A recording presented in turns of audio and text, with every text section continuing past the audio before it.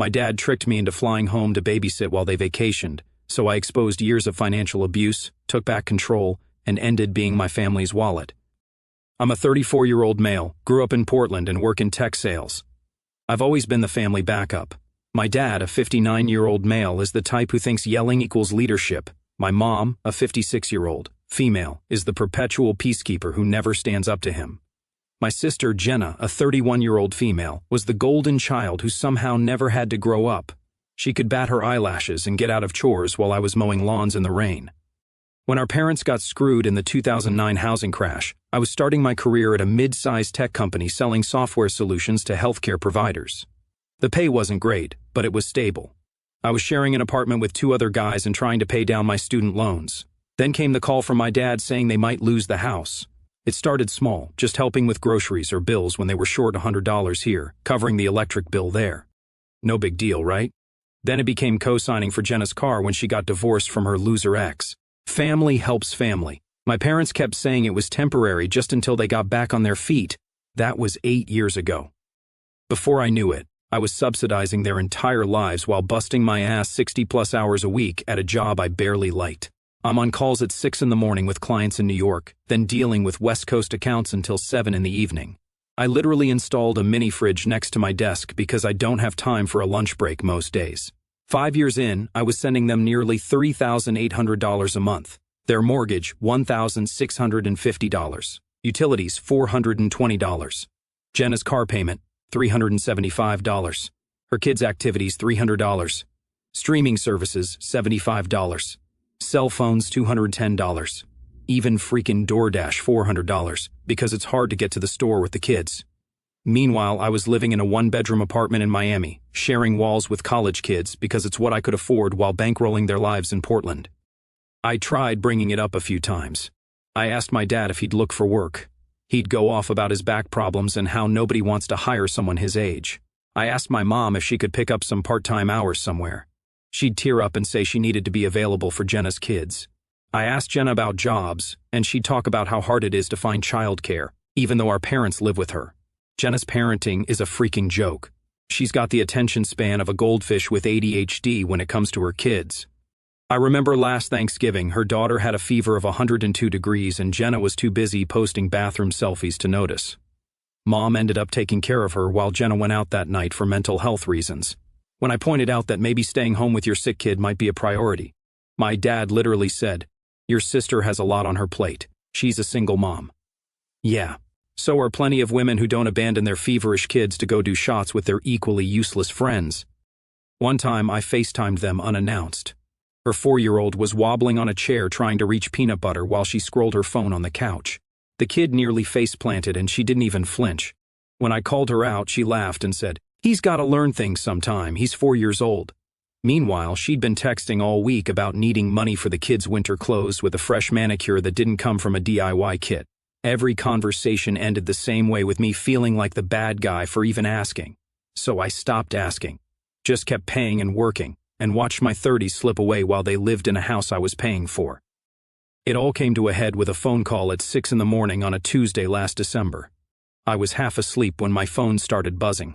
Seeing my dad's name pop up made my stomach drop immediately. With him, it's never just a, "Hey, how's life" kind of call. It's always some emergency or quick favor that ends up costing me hundreds. I almost didn't pick up, to be honest, but I did. He got straight to the point, asking if I could come to Portland for Christmas. He said the whole family would be together and it would mean a lot to him. His voice was even a bit softer than usual, which immediately set off alarm bells. "Your mom misses you," he said, "and Jenna's kids keep asking when Uncle's coming to visit." That part probably wasn't a lie. My niece, a 6-year-old female, and nephew, a 4-year-old male, are good kids despite everything. They're pretty much the only reason I still picked up the phone at all. "I know it's last minute," he continued, "but we really want you here. Family Christmas, like the old days." Against my better judgment, and I mean better judgment, I said yes. Then I booked an expensive flight to Portland, $897 round trip thanks to holiday pricing. I dropped everything at work and even bought gifts for everyone.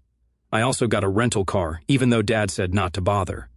An extra $340 I didn't need to spend. I've learned the hard way that relying on them for transportation means being stuck on their schedule. I should have known something was up when my dad didn't argue about the dates, didn't ask about my flight details, didn't even offer to pick me up from the airport. He just seemed relieved that I'd said yes and ended the call quickly. Still, like an idiot, I thought maybe, just maybe, they actually wanted to spend time with me. Maybe this time would be different. As soon as I stepped out of PDX, I got hit with that heavy, wet Portland rain. I waited almost 20 minutes for my Uber because of holiday traffic, and the ride to their place felt longer than the freaking flight. When we finally pulled up, I noticed the yard was a mess. Overgrown grass, random toys scattered everywhere. One of those cheap plastic slides tipped over in the mud. I had to step over a rusty bike and some kind of deflated pool toy just to get to the front door. When I finally knocked, I was expecting, I don't know, maybe a smile, a thank you, a hug, some acknowledgement that I just flown 3,000 miles to see them. Nope. My dad opened the door, looked at me for like 2 seconds, then hit me with, "You're going to babysit Jenna's kids. We're going on a family vacation. No hug, not even a damn hello." I stood there dripping on the welcome mat, trying to process what he just said. Family vacation, not including me. Just what? Then Jenna showed up behind him holding a duffel bag, looking way too excited. Her 2 little ones were already in their coats, tracking mud all over the entryway. She smirked and told the kids, "Don't snot on your uncle." They all started laughing. Even my mom joined in from the kitchen like this was some hilarious moment. The entryway smelled like wet dog, even though they don't have one. And there was crap everywhere. Toys, shoes, mail piled up on that same damn table they've had since I was in high school. But the kids were bouncing around, clearly hyped up on sugar. My niece had chocolate smeared across her cheek and was clutching some kind of stuffed unicorn missing an eye. My nephew was wearing mismatched rain boots and kept jumping in place, splashing more mud on my already soaked jeans. Mom emerged from the kitchen with a travel mug, explaining they were going to a resort in Bend for the week. Beautiful place in the mountains. They have a spa and everything, she said. And you'll have the house to yourself, Jenna added. Like this was some kind of bonus. Just need you to watch the kids. They're on winter break from school. My dad was already loading suitcases into their SUV, the one I helped them buy last year when their old car died. The one I'm pretty sure I was still making payments on. It was surreal, like I was watching a movie of my own life. I just spent nearly $1,000 on a last-minute flight, took time off work during our busiest season, all because they guilted me into coming home for Christmas, and they were leaving. I stood there with my suitcase still in hand as they continued packing the car, like I should be grateful for the opportunity to babysit for a week while they went on a freaking vacation. My mom must have noticed my expression because she paused and said, "Oh, there's plenty of food in the fridge, and the kids' schedules are on the whiteboard in the kitchen." That's when it hit me. This wasn't a last-minute plan. This was the plan all along. They never wanted me home for Christmas. They wanted a free babysitter so they could go and have fun. I didn't yell. I didn't have to. I just laid it out. Every single thing I'd done for them, every bill I paid, every time I covered Jenna's credit card debt, every lie I told my own landlord when I needed to break my lease early because they needed money for emergency home repairs, which turned out to be a new TV. "So, let me get this straight," I said. "You called me, asked me to come home for the holidays, made me book an expensive last-minute flight, and now you're all going on vacation while I babysit?" My dad paused. "It's just for a week. We never get to do anything nice for ourselves. Never get to—" I couldn't even finish the sentence. The audacity was breathtaking. I pulled out my phone and opened my banking app. Let's talk about that. "Last month, I sent you $1,650 for the mortgage, $420 for utilities, $375 for Jenna's car payment, $300 for the kids' activities, $210 for everyone's phone bills, and about $400 for food delivery. That's over $3,000. And that doesn't include the extra $500 Jenna asked for when her car needed repairs." Their faces changed. My mom looked at the floor. Jenna suddenly got very interested in zipping and unzipping her jacket. My dad's expression hardened. "We're family," he said. Like that explained everything. Family helps family. "Funny how that only goes one way," I replied. They thought I was just blowing off steam, complaining, venting like always. Figured I'd grumble, suck it up, and play house for a week while they got massages and went to Bend. So I hit them with the first card. I quit my job last week. That's when Jenna started screaming like I just confessed to murder. My dad lost it so fast he knocked over the coat rack. My mom had her hands in the air like she could somehow undo the last 5 years in a single gesture. "You what?" my dad bellowed. "How could you be so irresponsible? What about our bills? Your bills, I corrected him, not mine. And I didn't just quit. I took a new job, better company, better pay. But there's a catch. I have to be in the office. No more remote work options. I let that sink in. No more remote work meant no more flying out at a moment's notice. No more being at their beck and call. So, what are you saying? Jenna asked, her voice suddenly small. I'm saying I'm done being your wallet. The new job barely covers my expenses, especially with the cost of living in Miami. There's nothing left to send your way. When I told them I wasn't staying to watch the kids, it didn't register right away. They just stood there blinking, waiting for me to say I was joking. I wasn't. You guys go ahead to your resort, I said, pulling out my phone again. I'll be staying at a hotel downtown. But the kids, Jenna started. Your responsibility, I finished for her, not mine. My dad stepped toward me, finger pointed at my chest. Now listen here. No, you listen, I cut him off. For once in your life, just listen. Then I dropped the next bomb. I told them the resort reservation was gone, canceled 3 days ago and fully refunded to the credit card. The surprise I'd paid for a few months back as a gift when Dad mentioned wanting a getaway. He hadn't noticed because he stopped opening his own statements years ago. My name was on all the accounts. I'd set them up that way to help with their credit after the foreclosure scare. Jenna laughed at first like I was bluffing. Then she pulled up the resort's app on her phone. Her face turned pale as the confirmation disappeared before her eyes.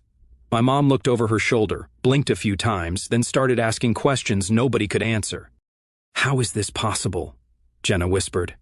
Same way I've been paying your bills for years, I explained. With my money, my accounts, my credit cards that you all seem to think have unlimited funds. Then came the airline part. I told them the flights had been rerouted.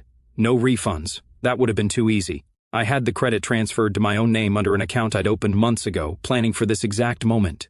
You can't do that, my dad sputtered. That's our vacation. No, I corrected him again. It's a vacation I paid for, which means it's my vacation, and I decided to cancel it. My dad screamed, "This is fraud!" I reminded him it wasn't fraud if the card was in my name. All those upgrades and bills, he hadn't paid anything in a year. The whole house, groceries, Jenna's car payment, it all went through me. He just signed his name and took the credit. But the highlight was what I put on the table next. Just a folded letter from Chase Bank. A polite reminder that the automatic mortgage payments had been stopped 3 weeks ago. I'd stopped paying on the house. I wanted to see how long it would take them to notice. They didn't. The kitchen smelled like burnt coffee and their faces looked like they just watched their winning lottery ticket get shredded. I'm not going to lie, it felt good. Years of being treated like an open wallet, and finally I was closing it. You can't do this to us, my mom said, tears in her eyes. We're your family. Family doesn't treat each other like this, I replied. Family doesn't lie and manipulate to get what they want. It wasn't a lie, Jenna protested weakly. We did want you here for Christmas. As a babysitter, I reminded her, not as a brother or son. My dad was pacing now, running his hands through his thinning hair. So what, you're just going to let the bank take our house? Let us end up on the street. Is that what you want? What I want, I said slowly, making sure each word landed, is for you all to take responsibility for your own lives. Get jobs, pay your own bills, stop treating me like an endless resource you can tap whenever you want. The living room fell silent, except for the kids who'd moved on to fighting over a toy in the corner. My nephew started crying and no one moved to comfort him. They were all too shocked by what was happening. I've been planning this for months, I continued. I've got spreadsheets tracking every dollar I've given you over the past 5 years. It's over $175,000. Do you understand that? I could have bought my own house, started a family, invested in my future. Instead, I've been investing in yours, and you can't even be bothered to say thank you when I walk through the door. Jenna's phone buzzed. She glanced at it, then looked even more panicked. The hotel just sent a cancellation confirmation, she whispered. Yep, I nodded. I called them this morning. As Jenna was walking in circles trying to call the resort, the doorbell rang. Everyone froze. Nobody was expecting visitors except me. I'd planned this down to the hour. I told them to relax. It wasn't the bank, not yet. My dad opened the door, and in walked a tall woman in her 40s with a clipboard and badge around her neck. She introduced herself as Marissa from Child Protective Services. Jenna's face went completely white. You see, I called CPS 3 weeks ago, told them what I'd seen during our last video call. The kids left alone in the backyard without coats, one crying while Jenna smoked on the porch, scrolling through her phone. I had screenshots, dates, times, the time my nephew fell and got a bloody nose while Jenna was inside taking a nap, the time my niece had what looked like cigarette burns on her stuffed animals. CPS had opened a silent file, and now they were here for a home visit. I gave Marissa a polite smile and told her I was the uncle in town for the holidays. Offered to show her the kitchen, refrigerator, nursery. Jenna just stood there frozen, clutching her useless plane tickets. "We've received some concerning reports," Marissa explained, her voice professional but kind. "I'm just here to check in and see how everyone's doing." "We're fine," my dad said immediately, trying to block her view of the living room. "Just having a family discussion." "I can see that," she replied, glancing at the suitcases by the door. "Were you planning on going somewhere?" "Vacation," my mom said quickly, "but we're reconsidering." Marissa nodded and asked if she could come in and look around. My dad hesitated, but she reminded him that she could come back with a court order if necessary. He stepped aside. The house told the whole story. The kitchen sink was piled with dishes, empty energy drink cans on the counter, peanut butter smeared on the wall by the dining table. When Marissa asked to see where the children slept, I stepped aside and let her see for herself. The kids' room was worse than I remembered from my last visit. Clothes everywhere, sheets that clearly hadn't been washed in weeks. A sippy cup of what used to be milk now growing something fuzzy and green. The bathroom had black mold in the corners of the shower. The medicine cabinet was unlocked with prescription bottles within easy reach of small hands. I noticed something I'd missed before, a crack in the window covered with duct tape, letting cold air seep in. No wonder my niece had been coughing on our last video call. The room was freezing. Jenna tried to flip the switch. Suddenly, the concerned mother, she said she hadn't had time to clean because they were packing, said she always left detailed instructions and would never go on vacation without making sure her kids were safe. Said I'd agreed to everything months ago. I didn't react, just looked at Marissa. She asked if I had any messages or texts from Jenna confirming I would watch the kids. I pulled out my phone and handed it to her. Jenna's last message was from 2 days ago. "Can you pick up some shampoo from Miami? The kind you bought me last time?" Nothing about babysitting, just another demand, as usual. I caught my dad's eye across the room. For the first time in my life, I saw something I'd never seen before. Fear. Not anger, not disappointment, but genuine fear. He was seeing his house of cards collapse in real time, and there wasn't a damn thing he could do about it. Marissa took notes on her clipboard. Asked a few more questions about the children's routines, medical care, school attendance. Jenna stumbled through answers, contradicting herself several times. My parents tried to jump in and cover for her, but it only made things worse. "So, you're saying you supervise the children when your daughter is unavailable?" Marissa asked my mom. "Yes, of course," my mom replied. "But you were about to leave them with their uncle for a week while you all went on vacation." My mom faltered. "Well, he's very responsible." "I see," Marissa said, writing something down. "And Mr. Stevens," she turned to my dad, "are you employed currently?" The color drained from his face. "I have some back problems that make it difficult to work." "Are you on disability then?" she pressed. We're working on that paperwork," he lied. Marissa made another note. "And who provides the primary financial support for this household?" Everyone looked at me. I just shrugged. "I've been helping out," I said, purposely vague, "but I recently changed jobs, so that's coming to an end." The rest of the inspection went about as well as you'd expect. Marissa checked the fridge, nearly empty except for condiments and some expired yogurt, asked about smoke detectors. One was chirping from low battery, and observed the children, who were clearly not used to regular routines or discipline. By the time she finished, Jenna was in tears, not the manipulative kind she usually used to get her way, but real scared tears.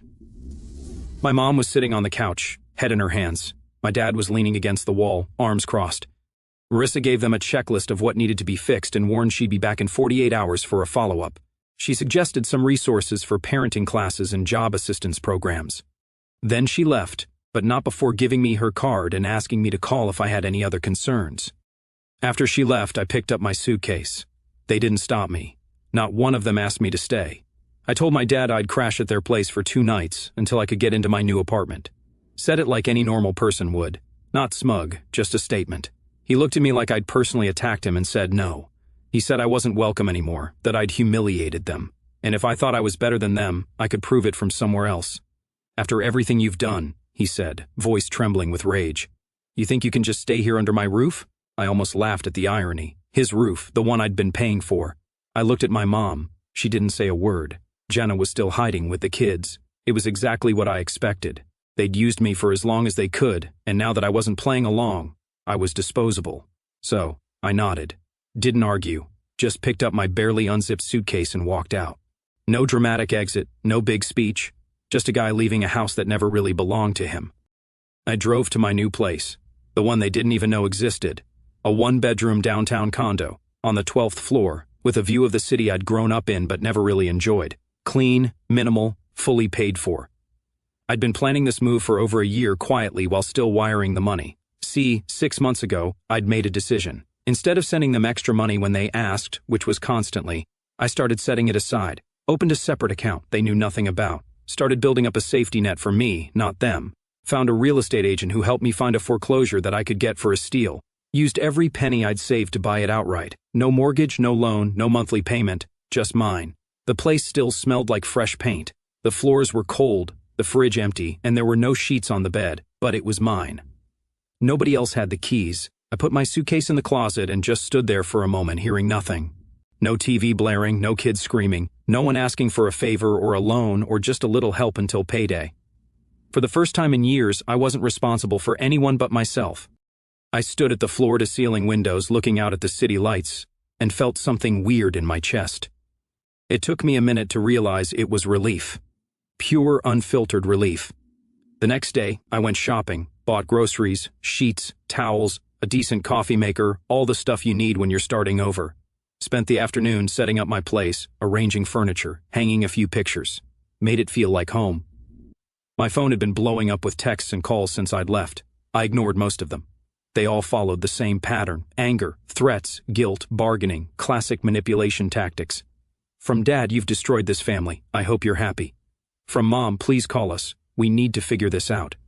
From Jenna, the kids are crying. They don't understand why Uncle left. That last one almost got me. Almost.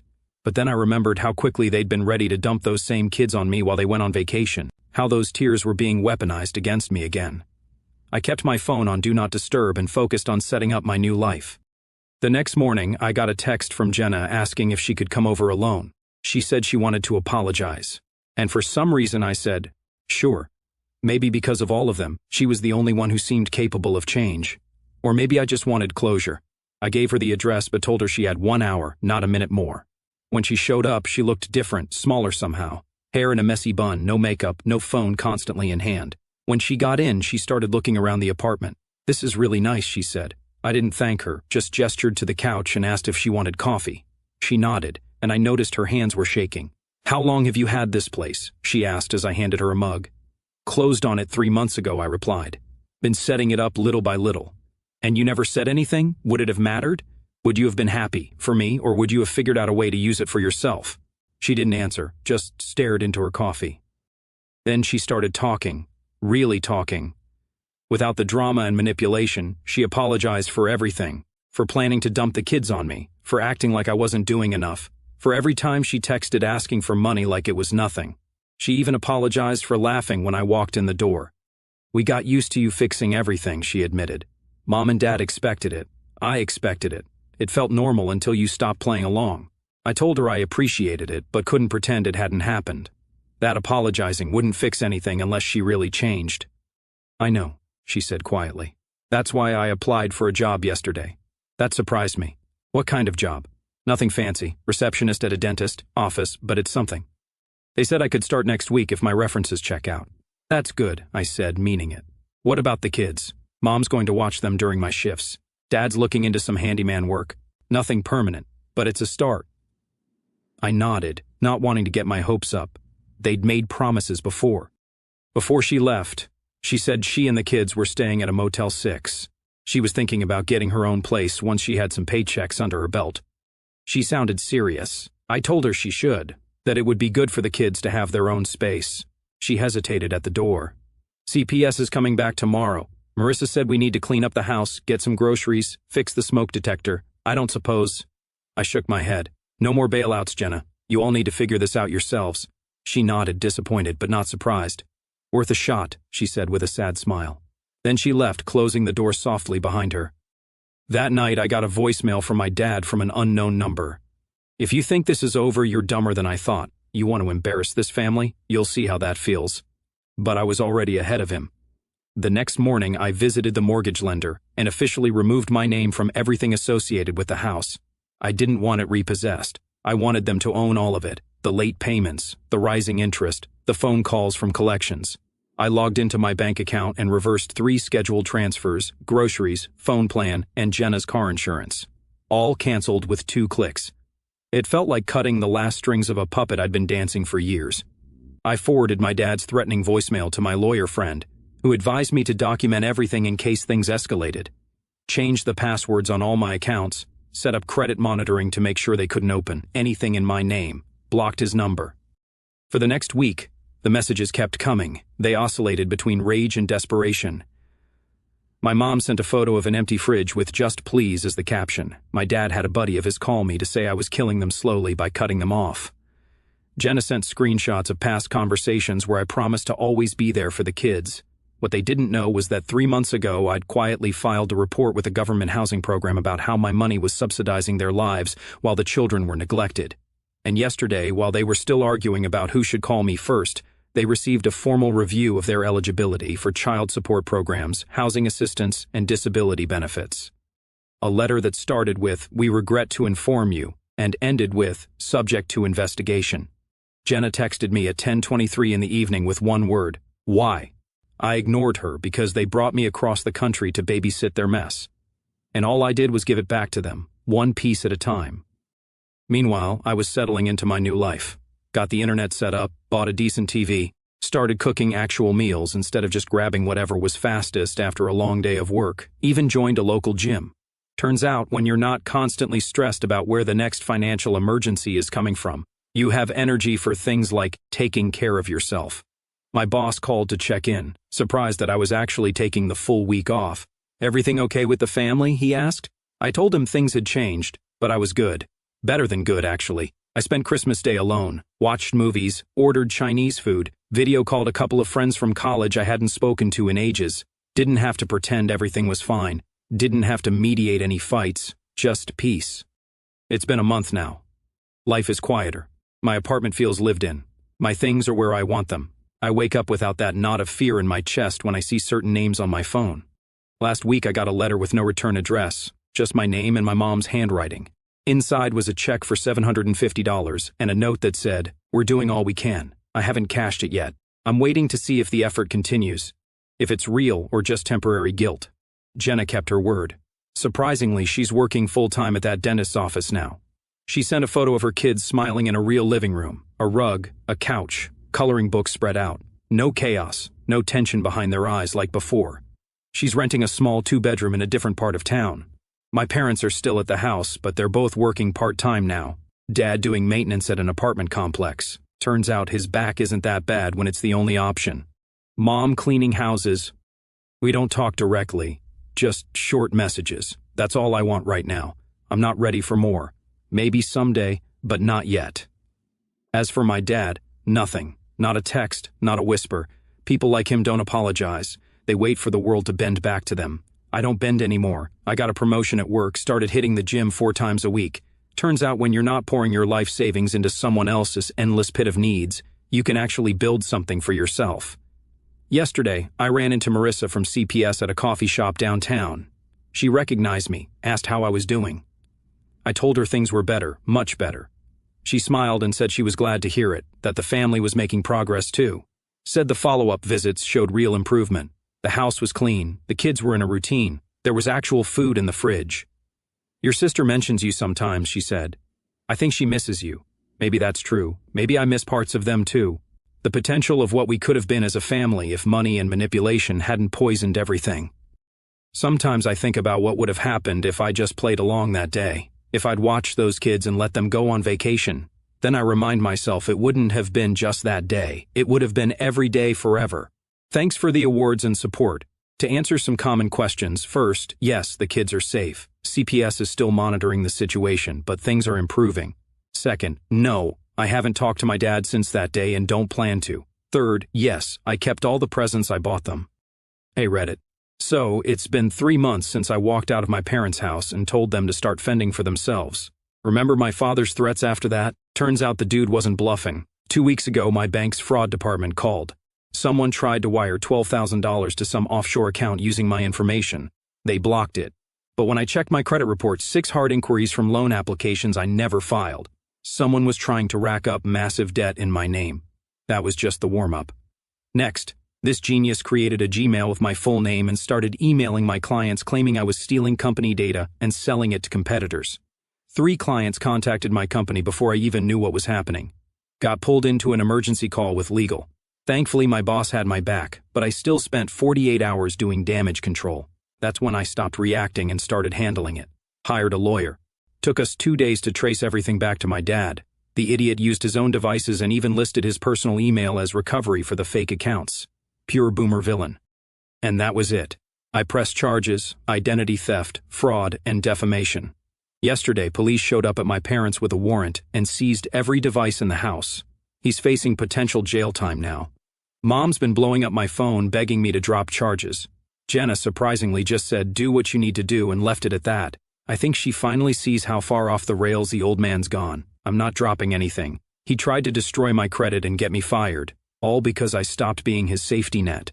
Court date is next month. Lawyer says it's a slam dunk case. I've also frozen my credit, changed banks, and installed security cameras at my place. Not taking any chances. Thanks for all the support.